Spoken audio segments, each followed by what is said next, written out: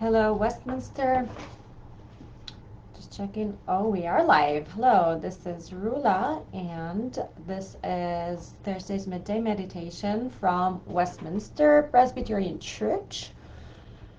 This Sunday, I will be preaching about what's known to us as the Palm Sunday story and as told by the evangelist Mark. What I remember growing up in Lebanon about this occasion is this tradition that we had of holding decorated candles. Mostly kids will have really tall candles that are matched with their outfits usually, and like marching with those candles, as well as mostly olive branches, but sometimes also palm branches. And as kids, we competed who had the tallest candle, who had the most decorated candle, who looked cuter. We wore colored festive clothes, competed who had the best dress. Just a lot of festivities. It was such a happy occasion for us as kids. And it strikes me now as this escaping mechanism that we humans are inclined to just to escape pain. Because in fact, what we describe as Palm Sunday, with its nuance of cheerfulness and celebration, cannot be separated from the story of the Passion of Jesus. And in many ways, it is the reason for his suffering, and it led to it. Actually, the Maronite Church in Lebanon describes it as a feast in the middle of the gloom. So it is situated in this what we call Holy Week, but what is actually the Passion Week. Um, in many ways, Jesus' procession into Jerusalem was the event that led to his crucifixion. For at the end of the day, the charge with which he was charged, that was put on top of his cross, among everything else, it was, this is the King of the Jews. And that's a reference, of course, to the event of his procession to Jerusalem.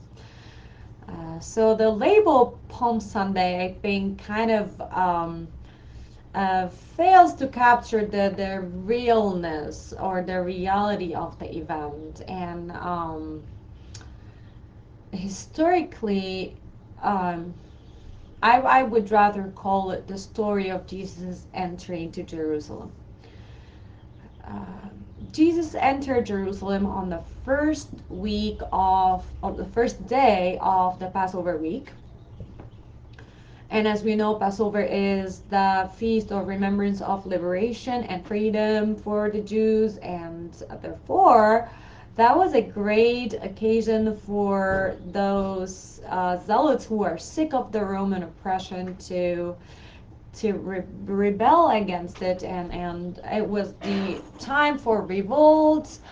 And so Rome found it a good time to remind them who is in charge and to keep the order. So every year at that same time on a Passover, during a Passover week, the Roman governor would ride his horse into Jerusalem, accompanied by his army, his soldiers, and a lot of military show, like power show. So biblical historians interpret Jesus' entry into Jerusalem on a donkey in this context. They think it's a deliberate counter procession to that procession of the Roman governor, which those living in Jerusalem at the time, or those visiting Jerusalem, would immediately link Jesus' entry to the Roman governor's entry, because it is very similar in structure to what they're expecting to see at this time of the year. Um, and just an intriguing way to think about the intentionality of Jesus's event or action. So keeping this historical background in mind and also the ways in which we traditionally celebrate, I want to invite us today to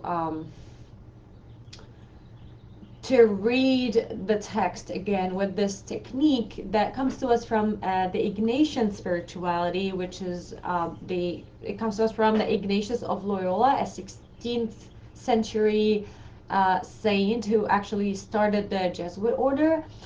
And this technique is called the Imaginative Prayer, and it consists of reading a gospel story and imagining oneself as a character within that story. So we're going to be reading a story of the entry to Jerusalem from Mark, and that is Mark 11, verses 1 to 10. So as I read and as you listen, I invite you to think of yourself as a character in that story.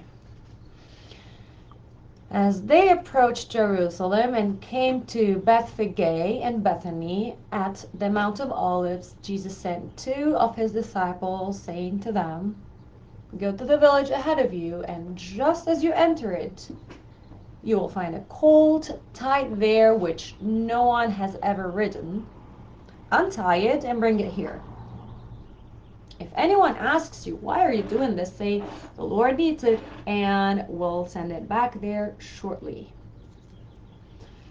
They went and found a colt outside in the street, tied at a doorway. As they untied it, some people standing there asked, "What are you doing untying that colt?"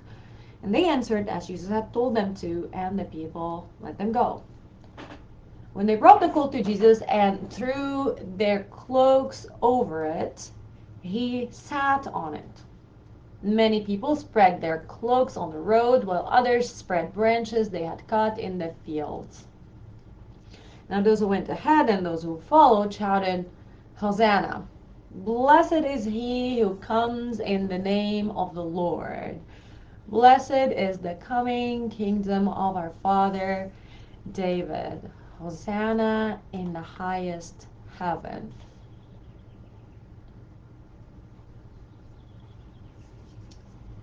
Where do you see yourself in the story? Are you one of the disciples who were asked to help prepare for Jesus' entry, or are you one of the people who were there when they saw the disciples untying the colt? Are you a disciple who's untying the colt, not really knowing exactly what this is all about? Are you one of the crowd who probably had all kinds of interpretation to what was going on? Are you one of those who thought that Jesus is coming with an army to defeat Rome? Or did you hope for that at least? Are you a skeptic standing on the side, not believing that Jesus can actually make any difference? Or are you one of those who knew exactly what Jesus meant by his entry? Where are you in the story if you were a character there at that time? I'll leave it to you to read the story again and then just imagine yourself as a character in that story. These are questions I would like us to ponder before Sunday and as we go into this first day of Holy Week. Until then, God be with you, and thank you for listening.